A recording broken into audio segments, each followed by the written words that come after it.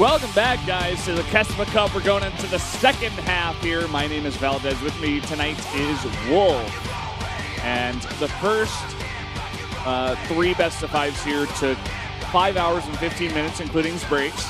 Yeah. And we're about to go into the second 3 best-of-5s. This lot of home shopping 2015 KeSPA Cup Season 2 really makes me want to go maybe buy a fan or perhaps some new pots and pans and utensils from a local home shopping store. Something like that. Anything you need, you might want to consider picking up. Do they sell desks there? Maybe you can buy a desk for your computer. Yeah. Computer desk. Could do that. Could even buy some books maybe and use them to raise your monitor a little bit higher on your desk if that's what you're looking for. Definitely could buy a piece of paper if you are one of those paper mouse pad guys. Oh, Wolf, what if you're outside of Korea? Well, you need to come to Korea. What are you doing? You're in the wrong place. That's right. That's it. All right. Okay. We got it all solved here, guys. If you're outside of Korea, why are you living in your current location? Are you a prisoner? Well, please tweet at me. I'll try to help you out. I'm sure there are a bunch of viewers right now who live very comfortable lives doing whatever they're doing outside of Korea, but if you have the time, definitely come down and join us here. It's very free. It's not very free, extremely free to come down here. It's like so free. At least to the arena. That if you come ask me, like if you come to the studio and you come inside and you ask me, like how much you have to pay or where you get tickets, I'll give you $1. Yeah, that's like pass and go. You pass by the next arena, collect your $1, and then you move on. I will give you $1 if you come down here and ask me. You don't even have to stay for the Starcraft, but you should. There's no tickets required. I know that the reason why a lot of you ask is because for champions, I know that you have to actually buy like a $3 ticket, which is mostly just a placeholder to make sure that someone who's actually going to show up for the match so they can actually have a seat for you. But I digress. Come down here to the studio. It's free. soO defeated herO at a recent online tournament. Wow. Not much of a viewpoint here. Fantastic viewpoint. I don't know what the score was, though. No. Doesn't say. Yeah. Even some more information could have been a little bit better. But anyway. Dropping the ball, production. Who did this? Who's in there? I know you hear me. herO looking jacked in his picture. Yeah. I wonder if that's Photoshopped. I don't think so, man. I think he's going to beat you up if you ask him. Yeah? Well, we do wear the same pants. Okay. He's going to like hit you with a BB cream bottle, man. All right, it's time for Tablet, man. Pick some bands on these new and wonderful maps. I think we'll see Iron Fortress band here. Oh, no doubt. Cactus Valley, also a common band. Dash Terminal first. Yeah.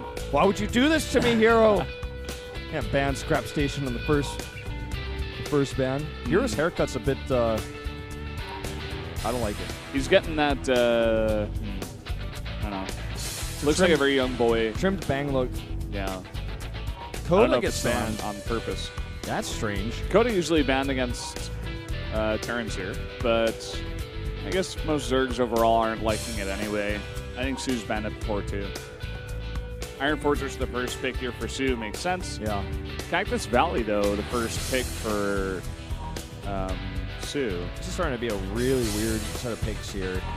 I would expect now, Terraform probably going to come out, and then maybe Bridgehead. No, Moonlight Madness first.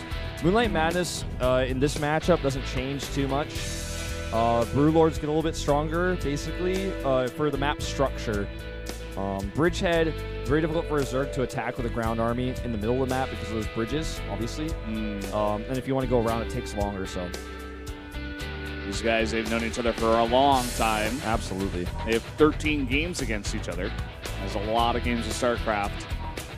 And herO is doing very well at Pro League. He's up there with the most winning players overall, him and Maru and someone else. Maybe just them two for now at the end of round 3.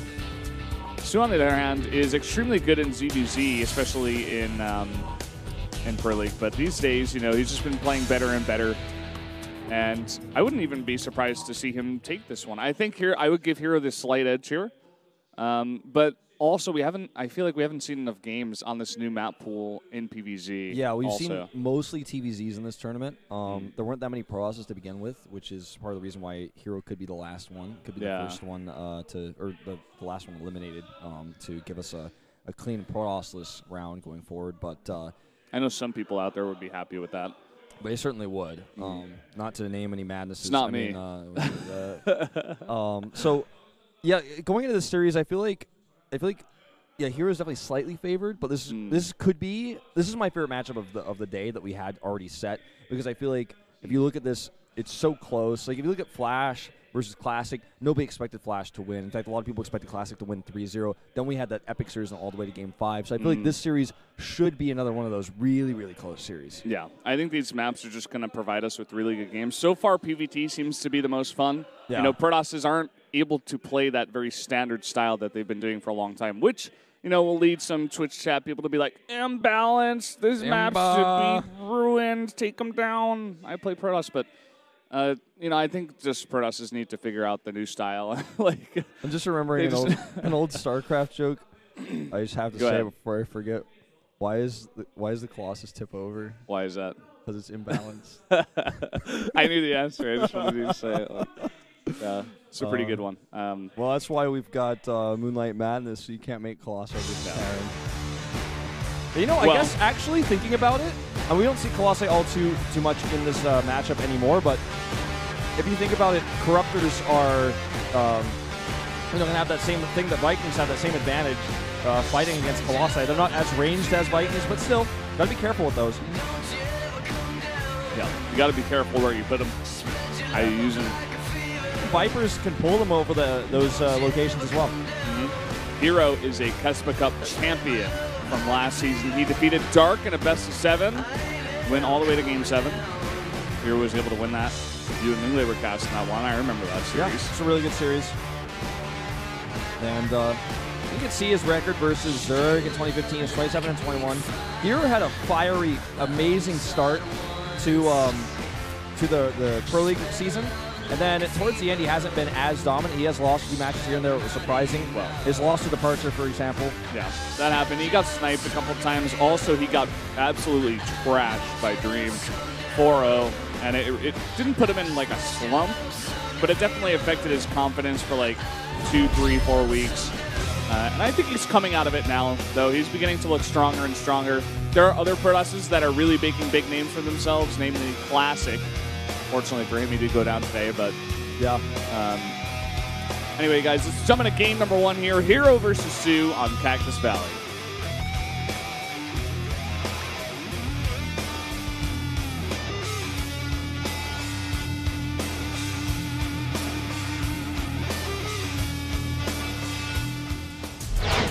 SK Telecom T1 soO, Oyeon-soo vs.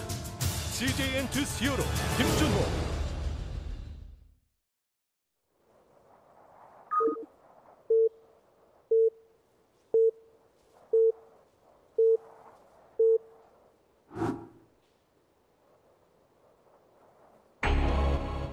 Down here in the bottom left, in the purple, our Zerg player from SK Telecom T1, it is soO. And up here to the top right, it's herO and the team CJ Entus. Once hailed to be the best Protoss in the world and our defending champion. And we are going to see a 7 pool. Slightly more economic than a 6 pool, just slightly. Interesting that one drone more economic, in fact. Was it soO that first picked this, or was it herO actually? It was herO. Okay. He is from Pohang, and he brought his girlfriend. No, man, he abducted his right, girlfriend. Right. Get it right. She's like, it's for him, actually. Yeah. I didn't even want that. I just love StarCraft. So it was really easy. I'm embarrassed about this because he didn't make me come here. I wanted to be here. Yeah. Well, this is very interesting. I actually like this on this map because Protosses are bound to go pretty aggressive in terms of their greed in the economic sense. You know, you see a lot of Nexus first, which we are going to be seeing here, it looks like. I believe. Yeah. Well, yeah, it's definitely going to be that. And it's all about scouting here. He's going to send the drone to the north, and when it gets there, he's going to find that his opponent's not at that location. The Overlord to the bottom right is going to be unlucky as well. And this is the worst possible scenario for soO for 2 reasons. Obviously, first, because he scouted it last, and also because it's cross spawns, which means the Lings are getting there a lot slower. But still, it is a Nexus first. And if it's a gateway follow-up, he could just lose the game. Yeah, it really depends on what he's going to make here. How safe is he going to be? That probe has already gone out on the map for a scout. Only 7 drones. He keeps making only lings. He's not transitioning. I mean, you can't really transition easily out of a 7 or an 8 pool. A 9 pool is a different story. Oh, the probe. He's not going to see him. Oh, this could be a very quick first game. It's going to be a loss. It's an insta loss. He has a gateway here. The drone should actually start working on that pylon. He actually doesn't even want to show the drone. He's going to come in here together now with the lings. Now, probes will be pulled instantly here. They're already coming.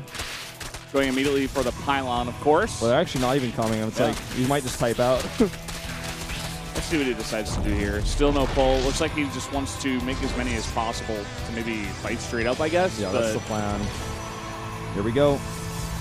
In they come. He's going to micro back here. Trying to go for the surround here with the mineral walk. He does a decent job. Yeah. That was really well done. The problem is there's more lings on the way. Not a ton of them, though. It would be actually so sad if soO loses this game just simply because the units got surrounded. Like, it's making another gateway right now. The other structures were canceled at the natural. Still, a lot of these probes are pretty low. Yeah. Not super low, but you know, you can still get to work at it. It's going to be a while before anything comes out that can defend against this besides probes. So soO going to still commit to only lings. Of course, it's being really good micro here. Sorry. The cross spawns is still a pretty big deal. It takes a long time for those reinforcements to come across. The micro what we're seeing out of herO here is incredible. Notice how many probes are so low because he's pulled it back so well. He actually might be able to stabilize. The link was attacking the Nexus by mistake for a second. Gateway finishes. Starting a queen back at home. He's going to give him a lot more lane production. He needs to pull those weakened probes to the back. The weak ones are at the front, though. You guys can't see that, but I can. He's going to continue getting to work here, but once that Zealot gets out, it's going to help out so much. Another surround. Oh, pulls the weakened probes back. Loses just one more. Oh, 2 more. That's and the Zealot is out. And the worker count is now at 13-6. And with a Zealot here, you should have no problem defending these constant harassments. Yeah, I wonder what soO's going to do exactly. There is a probe blocking any kind of hatchery coming down. He also has that scout with that probe. Still just only making lings. Yeah. This is never going to work. Oh, and gas. Okay. I like this a lot. If he goes into Banelings or even Speedlings from here, could give him a much better chance. Killing this pylon is also very important. I'm not even sure how that pylon got there, but we'll never know. Just appeared. Yeah. Ooh. Zealot getting close to being surrounded. That was his first pylon. Okay, that's why. That makes sense. All right, well, the third Zealot is on the way. As long as he doesn't get surrounded by these Zealots, and he can maintain gas mining, he'll be able to get a Stalker out. Once a Stalker's out, you can't even poke with your links anymore. They're going to start taking way too much damage. Yeah. Still no tech available here for soO. I don't think soO knows that the probe sees his natural is not mining. I mean, and you guys cannot see this. I'm going to count how many of these probes are in the red, because that's why these attempts are so smart. 3 of them are in the red 5 hit points, and 1 of them is in the orange, and 1 is in yellow. So they're very, very much damaged here. That's that micro. Never GG out if you're on the ladder. Just do what herO does and get that surround. He just should not have allowed the surround to happen. It's on soO. It's like not that impressive to probe walk your probes with the minerals and then like surround the lings. Well, it's the pullbacks that are impressive. Yeah, to be honest. And that was the initial problem, was that he got surrounded with all those probes. Like you said, you were exactly right. He was just trying to build up his probe count so he could fight it the best way possible. And then what we saw was just basically really good micro to follow it up. And it's like this scenario should never even have occurred if he microed his lings better, or to be totally frank, at all. In that first engagement, he could have pulled a few probes and things would have started to snowball. He also could have waited, instead of sending lings in like 3, 4 at a time, for like 12 lings to come in and then fought all those probes. But instead he just kept sending them in small numbers. The probes could have dealt with them. And now he's going to get his hatch blocked. Oh, that's He doesn't annoying. have any lings nearby, and he's going to put a pylon. And if that pylon finishes, he's actually going to be able to make a gateway because the lings are going back. Yeah. Well, they come back. There are some hidden lings, by the way, keep in mind, in the main. He may just... because most of the Zealots are just on the ramp, he may be able to get into that mineral line of herO. Oh, he's going to make that gateway. He should make a Cyber Core, though. It's got 100 more hit points. Just a little tip. It's probably because he played a lot of StarCraft 1. The StarCraft 1 Cyber Core costs too much money, and it's different. But All the Lings are going to come back and he shows a eventually lot of kill Lings. this. Yeah, I'm going to cancel that. But shows a ton of Lings. As long as he has a tight wall, though. Oh, those Lings you were talking about, here they come. And some of those probes are low, like I said before. Yep, and this is 6 Lings. They can do a really nice job.